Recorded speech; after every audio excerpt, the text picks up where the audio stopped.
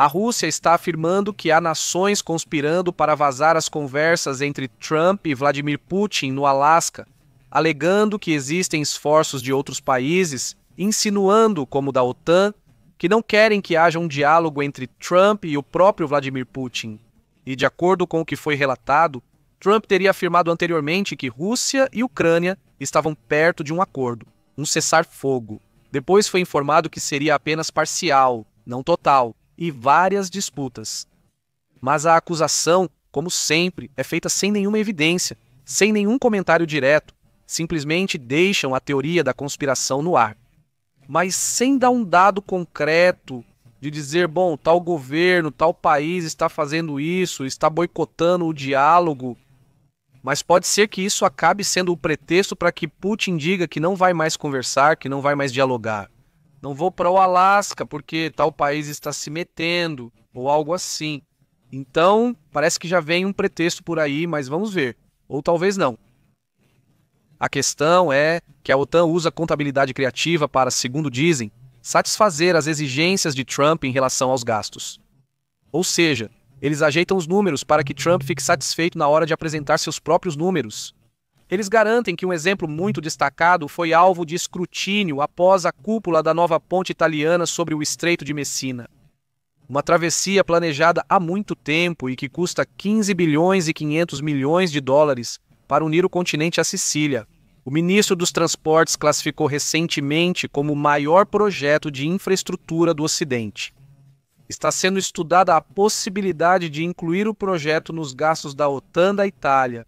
Ou seja, como quem diz, essa ponte, uma ponte normal, faz parte dos gastos militares. Por quê? Porque a ponte vai ser construída com suporte suficiente para aguentar tanques, para aguentar blindados, para aguentar... Mas é um pretexto para dizer, já gastamos os 5% que os Estados Unidos pedem, que a OTAN pede, e na verdade você gasta em infraestrutura própria. Ou seja, esse é o truquezão que eles estão fazendo, né? E assim, se você ler as letras miúdas, vai perceber que muito desse investimento em armas não é em armas, mas sim em pontes, em outro tipo de infraestrutura, não necessariamente relacionada à guerra. Acho que isso vai incomodar o Trump futuramente. Por outro lado, a Ucrânia anuncia a libertação de uma localidade que fica em Sumy. Segundo o que se sabe, o exército ucraniano hoje anunciou a libertação completa de uma pequena localidade chamada Bessalivka. Essa é uma região fronteiriça em Sumy. Vamos ao mapa imediatamente. Vejam, esta é a zona que tem estado ultimamente, pois muito se tem tentado tomar Sumy. Mas através de quê? Pois por vilarejos que estão ao redor, não é? Então, o que a Ucrânia diz é que, bom, recuperaram uma localidade chamada Vesnalivka, né, uma região fronteiriça. Esta é a fronteira com a Rússia, esta linha que está aqui. Então, um vilarejo que está por aqui também já foi liberado. As forças ucranianas libertaram e limparam completamente de ocupantes russos a localidade de Beslalivka, na região de Sumy, segundo o que anuncia o Estado-Maior. Isso foi divulgado em seu Telegram oficial. Bom, isso também faz parte dos avisos que estão sendo feitos por parte da Ucrânia. E vamos então para outros assuntos importantes, porque, bem, então, drones ucranianos teriam atacado uma refinaria que está aproximadamente a cerca de 2.000 quilômetros de distância. Já há mais dados sobre isso, porque não havia informações no início desse assunto, então agora já há mais dados. Havia uma imagem, vamos ver se conseguimos tê-la por aqui. Havia uma imagem, acho que é... Puxa, vamos ver se conseguimos. Essa imagem aparece, é um drone.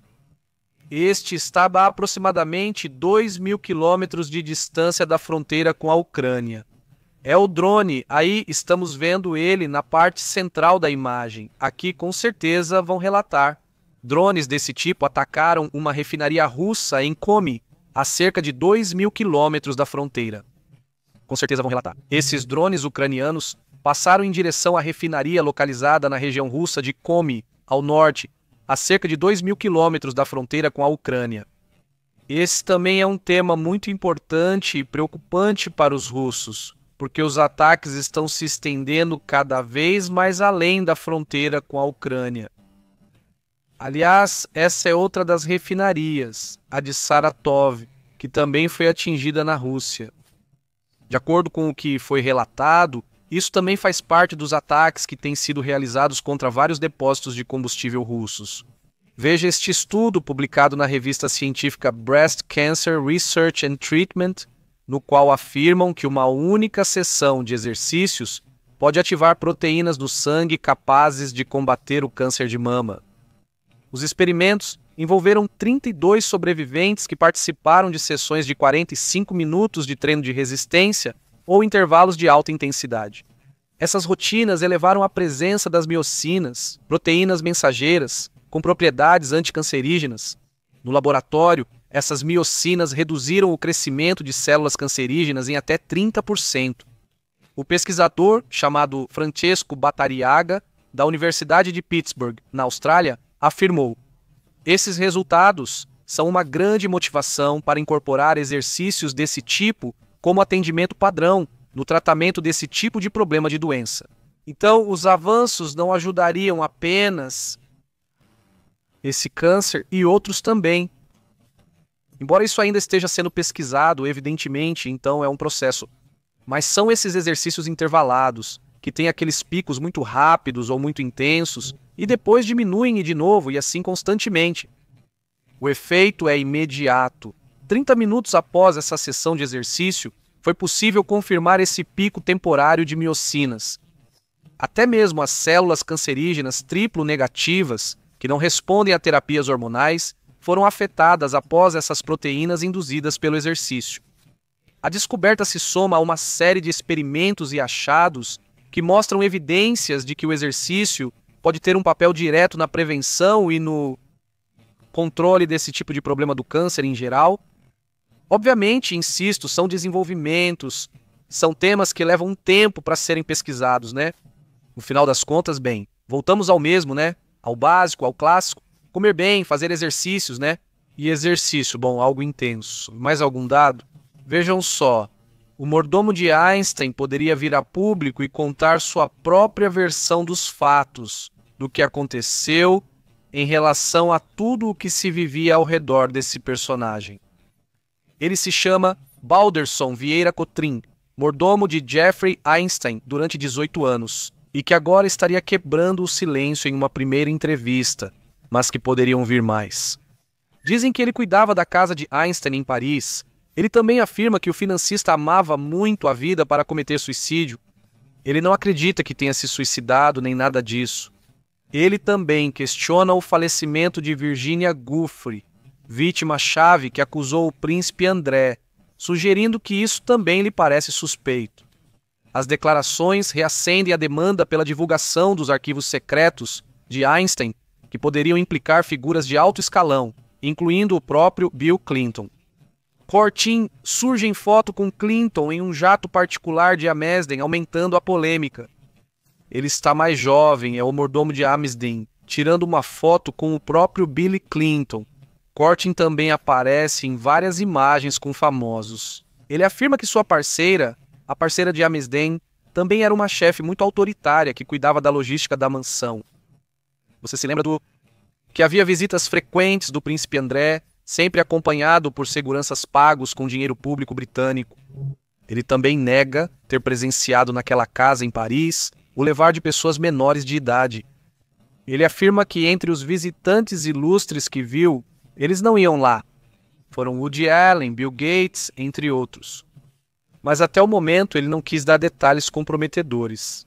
Isso pode vir depois, já que neste momento ele afirma que teme pela sua segurança pessoal. Ou seja, evidentemente ele está no meio de uma situação muito complicada. E esse ex-mordomo de Epstein agora mesmo não quer falar muito, não quer dar todos os detalhes porque teme pela sua vida. Evidentemente, bem, é assim que as coisas estão. Vamos ficar atentos daqui a pouco para ver que outras informações surgem sobre o que pode acontecer nessa reunião entre Putin e Trump. É um dos eventos mais aguardados para o dia 15 deste mês, se realmente acontecer, não é? Porque será no Alasca, supostamente, né? Enquanto isso, seguiremos informando vocês sobre tudo o que acontecer no mundo. Muito obrigado por nos acompanhar esse tempo, nos vemos daqui a pouquinho à noite, estamos aqui transmitindo, Astrid e eu.